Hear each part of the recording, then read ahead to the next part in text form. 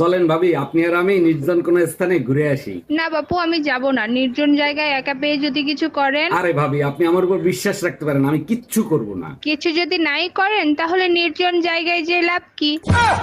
ছেলে হোক মেয়ে হোক, দুটি সন্তানই যথেষ্ট।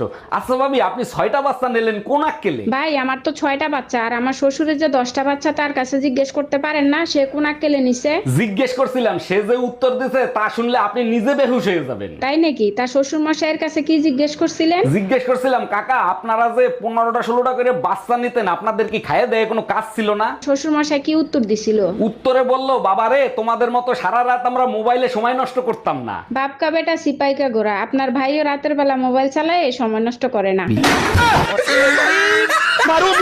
অরুণ ভাই, একটা সুসংবাদ আছে, এইবার কিন্তু শীত অনেক বেশি পড়বে।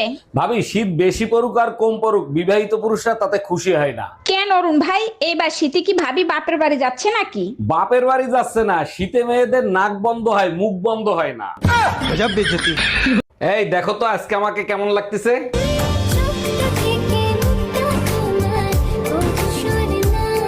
পাম দিয়ে লাভ নাই, মার্কেট করার টাকা আমি দিতে পারবো না। চেহারাটাই সুন্দর, বাকি শরীরটা গন্ডারের মতো। মাম্মা, বলো তো পৃথিবীর সবথেকে হিংস্র প্রাণীর নাম কি? বিয়ে করে আনাবো।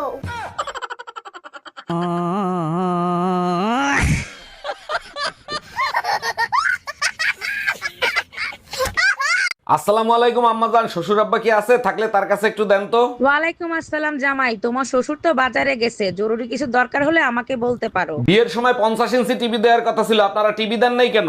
আরে জামাই, দুইটা টিভি দিয়ে কি করবা? আমার মেয়ের আল্ট্রাসাউন্ড করে দেখো, ওর ভিতর টিভি আছে।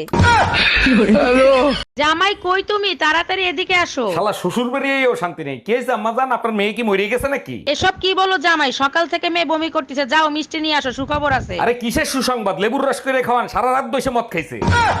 আরে অরুণ ভাই, শুনলাম এবার নাকি আপনি ইলেকশন করবেন। জি ভাবি, ঠিকই শুনছেন, এবার ভোট কিন্তু আমারই দিবেন। আরে অরুণ ভাই, আপনি ইলেকশনে দাঁড়াইছেন, আপনাকে ভোট দিব না? অবশ্যই দিব। তা আপনার মার্কা কি? মার্কা নিয়ে মারামারি লাগছে, ভালো মার্কা পাই নাই, খাট মার্কা পাইছি। অরুণ ভাই একদম টেনশন করবেন না, এবার আপনাকে খাটেই দিব।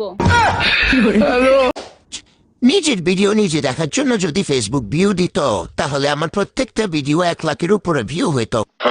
কারণ একটা ভিডিও পোস্ট করার পরে যে পরিমাণ ভিডিওটাকে চেক করি, দেখি কেমন হয়েছে, কয়টা লাইক পড়ছে, কে কমেন্ট করছে, 1 লাখের কম হইতো না।